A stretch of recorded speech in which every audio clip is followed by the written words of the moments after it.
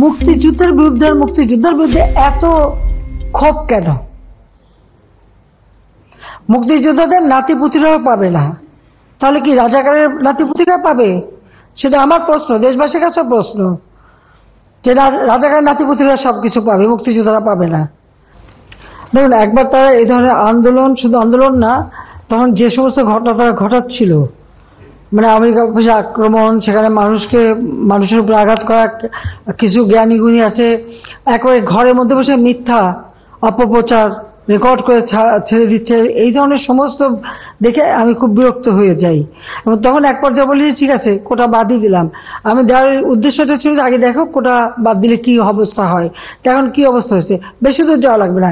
এবারেই দেখেন, ফরেন সার্ভিসে মাত্র 2 জন মেয়ে চান্স পেয়েছে এবার, আর পুলিশ সার্ভিসে মাত্র 4 জন মেয়ে চান্স পেয়েছে।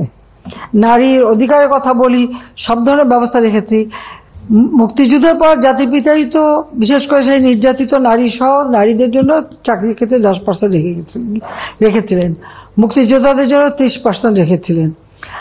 এখানে আমি যখন সরকারে আসি তখন থেকে আমার ছিল যে ঠিক আছে, এই যে 30% যদি পূর্ণ না হয় বা 20%, যে কোটাটা পূর্ণ না হবে সেখানে যারা পরবর্তী থাকবে তালিকায় তাদের ভিতর থেকে সেখানে নিয়োগ দেওয়া হবে।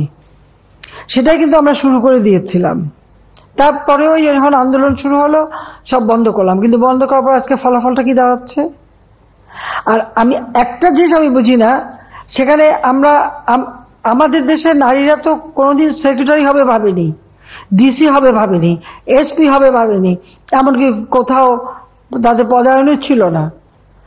আওয়ামী লীগ সরকার আসার পরে আমি প্রথম সেনাবাহিনী, নৌবাহিনী, বিমান বাহিনী, প্লাস পুলিশে কিন্তু জাতির পিতা বঙ্গবন্ধু শেখ মুজিবই কিছু অফিসারের চাকরি দিয়ে গিয়েছিলেন সেই পুলিশ বাহিনীতে নারীদের।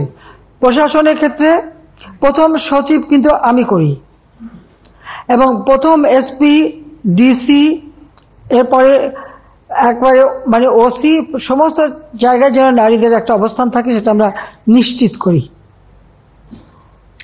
লেখাপড়ার দিক থেকে জাতির পিতাই শুরু করলেন মেয়েদেরকে 8ম শ্রেণী পর্যন্ত প্রথমে অবৈতনিক করে দেওয়া, সেটাকে 12 পর্যন্ত 12 ক্লাস পর্যন্ত অবৈতনিক।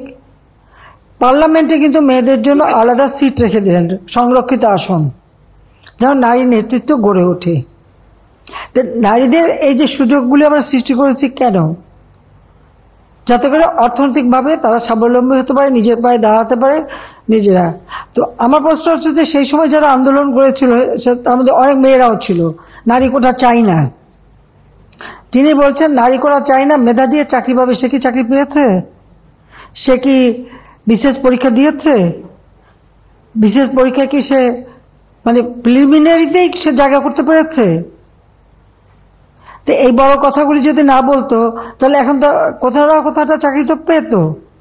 দ্বিতীয় কথা হচ্ছে, আমাদের দেশের যে সমস্ত এলাকাটা যদি আপনি দেখেন, সব এলাকা তো সমানভাবে উন্নত না, অনগ্রসর সম্প্রদায় আছে, আর কোনো কোনো এলাকা, সেই সব এলাকার মানুষের কি কোনো অধিকার থাকবে না?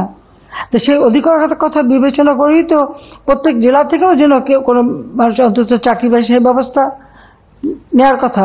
আজকে যদি আপনি বিভিন্ন মানে কোটা বন্ধ করে দেওয়ার পরে যদি হিসাবটা নেন, কোথাও কোথাও দেখা যাচ্ছে যে কোনো কোনো জেলা, 23টা জেলায় একটা লোকও পুলিশের চাকরি পায়নি, বা প্রশাসন বা কোথাও 42 BCS আমরা স্পেশাল মানে পরীক্ষা নিয়ে শুধু ডাক্তার নিয়োগ দিয়েছিলাম। এখানে মেডিকেল সেক্টরে আমি মেয়েদের সংখ্যাটা বেশি দেখি, কিন্তু অন্যান্য ক্ষেত্রে যদি আমরা দেখি সেখানে তো সবসময় পিছিয়ে থাকা। তো লাভটা কি হলো? মুক্তিযোদ্ধারা খুব ধরলো, তারা মামলা করলো। যখন মামলা করার পরে কোর্ট, উচ্চ আদালত কোনো রায় দেয় বা কোর্টের যখন কোনো রায় হয়, সঙ্গে সেই রায়ের বিরুদ্ধে এক্সিকিউটিভ অথরিটির এখন এই মুহূর্তে তো আমাদের কিছু করার নেই, কারণ কোর্টেই সমাধান করতে হবে। এখন যারা আন্দোলন করছে তারা তো আইন মানবে না, আদালত মানবে না, সংবিধান কি তারা চেনে না, বা একটা কার্যনির্বাহী অর্থাৎ একটা কাজ করতে গেলে তার যে নীতিমালা, বিধিমালা বা ধারা থাকে সেটা, একটা সরকার কিভাবে চলে এ সম্পর্কে কোনো ধারণাই এদের নাই, কোনো জ্ঞানই নাই। হ্যাঁ, পড়াশোনা করছে, ভালো নাম্বার পাচ্ছে, সেটা ঠিক, কিন্তু ভবিষ্যতে এরা তো নেতৃত্ব দেবে বা এই দেশটা চালাতে আসবে, তাদের তো এই ধারণাগুলি দরকার। আমাদের সংবিধান কি বলে সেটা তাদের জানা উচিত। আমাদের একটা রাষ্ট্র পরিচালনায় কি ধরনের কাজ হয় সে সম্পর্কে তাদের কোনো ধারণা আছে? সে ধারণা তো আমরা দেখি না। আজকে যখন আদালতে চলে গেল, আদালতে সেটা সমাধান, এবং আদালত তাদের সুযোগ দিয়েছে, বলেছে আপনারা আসেন, আর্গুমেন্ট করেন, বলেন, তা আদালতে যাক, বলুক না, তারা রাজপথেই সমাধান করবে। আর আমাকে বলছে, আমি সত্যি কথা বলতে কি, আদালত যখন কথা বলেছে, আদালতে যখন চলে গেছে, তার যখন রায় হয়েছে, তো সেই রায়ের বিরুদ্ধে এখন এই মুহূর্তে আমার তো দাঁড়ানোর কোনো অধিকার নাই। এটা তো আমার সংবিধানও বলে না, আমার পার্লামেন্টও বলে না, কার্যপ্রণালী বিধিও বলে না, কিছুই না। যতক্ষণ পর্যন্ত আদালত থেকে সমাধান না আসবে ততক্ষণ আমাদের এখানে কোনো কিছু করার থাকে না। এটা বাস্তবতা, এই বাস্তবতা তাদের মানতে হবে। আর যদি না মানে কিছু করার নাই, রাজপথে আন্দোলন করতেই থাকবে, তবে কোনো ধ্বংসাত্মক কাজ করতে পারবে না। যতক্ষণ তারা শান্তিপূর্ণভাবে করাচ্ছে, কেউ কিছু বলছে না। কিন্তু এর বাইরে যখন কিছু করবে, পুলিশের গায়ে হাত দেওয়া বা পুলিশের গাড়ি ভাঙা বা এভাবে আক্রমণ, এগুলি যদি করতে যায়, তাহলে তখন তো আইন তার আপন গতিতে চলবে, এখানে আমাদের কোনো কিছু করার নেই। কোটা আন্দোলন করবার আগে তাদের তো পরীক্ষার রেজাল্টগুলি দেখে নেওয়া উচিত ছিল, যে কোথায় তারা দাঁড়িয়েছে। আর দ্বিতীয় কথা হচ্ছে, মুক্তিযুদ্ধের বিরুদ্ধে এত ক্ষোভ কেন? মুক্তিযোদ্ধাদের নাতিপুতিরাও পাবে না, তাহলে কি রাজাকারের নাতিপুতিরা পাবে? সেটা আমার প্রশ্ন, দেশবাসীর কাছে প্রশ্ন, যে রাজাকারের নাতিপুতিরা সবকিছু পাবে, মুক্তিযোদ্ধারা পাবে না। অপরাধটা কি? নিজের জীবন বাজি রেখে, নিজের পরিবার সংসার সবকিছু ফেলে দিয়ে যারা মুক্তিযুদ্ধে অংশগ্রহণ করেছিল, দিন রাত খেয়ে না খেয়ে, কাদা মাটি ভেঙে, রোদ বৃষ্টি ঝড় সব মোকাবেলা করে, যুদ্ধ করে এই দেশে বিজয় এনে দিয়েছিল। আর বিজয় এনে দিয়েছিল বলেই না আজকে সবাই উচ্চ পদে আসীন, আজকে গলাবারে কথা বলতে পারছে। নইলে তো ওই পাকিস্তানিদের বুটের লাথি খেয়ে চলতে হতো।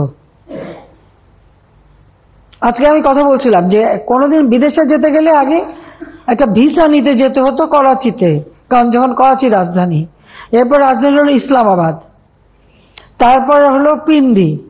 তো সেখান থেকে বিদেশে যাওয়ার ভিসা তো আন্তর্জাতিক কোনো ফ্লাইট ঢাকা থেকে চলতো না, ওই করাচির থেকে আন্তর্জাতিক ফ্লাইট নিতে হতো, হয় দিল্লি থেকে নয় করাচি থেকে। এই জায়গা থেকে কোনো আন্তর্জাতিক ফ্লাইট যেত না, এটা আমার নিজের অভিজ্ঞতা। জাতির পিতা মুক্তি পেলেন 69 সালে, এরপর আমি ইটালিতে গেলাম আমার স্বামীর সাথে কর্মস্থলে। যাওয়ার জন্য আমাকে করাচিতে যে 2 রাত থেকে ওখান থেকে ভিসা নিয়ে তারপর আমি আন্তর্জাতিক ফ্লাইট ধরতে পারলাম। এইটা ছিল আমাদের অবস্থাটা। তো এরা তো ছেলেমেয়েরা তো ওটা দেখেনি, বা এখন যারা লাফাচ্ছে, এমনকি 15 বছর আগে বা 20 বছর আগে বাংলাদেশ সম্পর্কে তারা বোধহয় জানে না। আওয়ামী লীগ ক্ষমতা আসার আগে বাংলাদেশের অবস্থাটা কি ছিল? ঢাকা বিশ্ববিদ্যালয় সহ বিশ্ববিদ্যালয় ছিল অস্ত্রের ঝড়ঝানি, বোমাবাজি আর সেশন জট। 5 বছর 7 বছর সেশন জট। কোন সেমিস্টার সিস্টেম ছিল না, গ্রেডিং পদ্ধতি ছিল না, বহু সাবজেক্ট ছিল না যা আন্তর্জাতিক মান হয়। ঢাকা বিশ্ববিদ্যালয়ের কারণে বাংলাদেশ থেকে কেউ যদি বিএ পাস করে বিদেশে যেত, তাকে আবার সেই গোড়ার থেকে ইন্টারমিডিয়েট থেকে পড়তে হতো, স্কুলে ভর্তি হয়ে পড়ে তারপরে উচ্চ সে যেতে পারত। কারিকুলাম চেঞ্জ করা, গ্রেডিং সিস্টেম আনা, সেমিস্টার সিস্টেম আনা, সবকিছু কিন্তু আওয়ামী লীগ করে দিয়েছে। আজকে সকলের হাতে মোবাইল ফোন, ফটাফট যোগাযোগ করে ফেলে, সোশ্যাল মিডিয়াতে করে আন্দোলন করে। এই মোবাইল ফোন কোথায় ছিল, কার হাতে ছিল আওয়ামী লীগ ক্ষমতা আসার আগে? 96 সালের সরকার আসার পর সমস্ত ফোন, অ্যানালগ ফোনকে ডিজিটাল করা, মোবাইল ফোন সবার হাতে হাতে তুলে দেওয়া, ওয়াইফাই কানেকশন দেওয়া, কে করেছে? আওয়ামী লীগ সরকার করেছে। আর করেছে বলে আজকে সেটা ব্যবহার করে এখন নানা রকম রাষ্ট্র কিভাবে চলবে সেই নীতিমালা, সেটা তো আমাদের সংবিধানে দেওয়া আছে। যেখানে সংবিধানে আছে অনগ্রসর যারা, তাদেরকে রাজ্যের কর্মের সাথে সম্পৃক্ত থাকতে দেয়া হবে। তারা কি সংবিধানটা পড়ে দেখছে কখনো? আর মুক্তিযোদ্ধাদের বিরুদ্ধে কথা বলার অধিকার তাদের কে দিয়েছে? যে মুক্তিযোদ্ধা বলল, আমি তার সাথে সম্পূর্ণ একমত যে তারা জীবনে কষ্ট করেছে, কিন্তু দুর্ভাগ্যের বিষয় ৭৫-১৫ আগস্টে জাতির পিতাকে হত্যার পর এমন একটা সময় গেছে যে মুক্তিযোদ্ধা বলতে পারেনি যে আমি মুক্তিযুদ্ধ করি, কারণ হাজার হাজার অফিসার সৈনিকদের জিয়রন মেরে সাফ করে দিয়েছে। আবার তাদের মাথায় মানে কিছু কিছু পকেট করে নিয়ে তাদেরকে খুব তেল দিয়েছে, কিন্তু আসলে তো মুক্তিযুদ্ধের চিন্তা চেতনা সবকিছু তো মুছে ফেলে দিয়েছিল। মনে হতো যে পাকিস্তানের আবার প্রদেশ হয়ে গেছি আমরা, সেই জায়গায় নিয়ে যাচ্ছিল। সেখান থেকে বাংলাদেশ ফিরে এসেছে, জয় বাংলা স্লোগান ফিরে এসেছে, ৭ই মার্চের ভাষণ ফিরে এসেছে। মুক্তিযুদ্ধের এখন ভালো লাগে না, মুক্তিযুদ্ধের কথা শুনলে তাদের মানে গায়ে জ্বর আসে। আর সবথেকে আরেকটা যে দেখলাম খুব অদ্ভুত লাগলো আমার কাছে, মুক্তিযোদ্ধার নাতি সে ভর্তি হয়েছে মুক্তিযুদ্ধ কোটা ইউনিভার্সিটিতে, উনিও বলেন কোটা থাকবে না। তো বেটা তুই তাহলে পদে চলে আয়, পড়াশোনার দরকার নাই। হ্যাঁ, বলতে হচ্ছে তুই চলে আয়, তোর পড়াশোনার দরকারটা কি? তুই মুক্তিযোদ্ধার নাতি হিসেবে কোটায় ইউনিভার্সিটি ভর্তি হয়ে এমন বলে কোটা লাগবে না, তোকে তো ইউনিভার্সিটি থেকে বের করে দেওয়া উচিত। হ্যাঁ, ওকে ওই ইউনিভার্সিটি থেকে বের করে দেওয়া উচিত, যে কোটা নাই, তোর পড়া নাই, যা বাড়ি যে বসে থাক। যদি লজ্জা থাকতো তাহলে আগে ইউনিভার্সিটির থেকে পড়াশোনা বন্ধ করে দিয়ে এসে তারপর বলুক যে কোটা লাগবে না। এটা বিচিত্র এই দেশ, আসলে আমাদের দেশটা বিচিত্র একটা দেশ, বিচিত্র মানসিকতা। ৬ ঋতুর দেশ তো, ঋতুও বদলায়, ভোটও বদলায়, আমার কিছু করার নাই। মিশন 90 সংবাদের পিছনে নয়, ভিতরে ছুটি।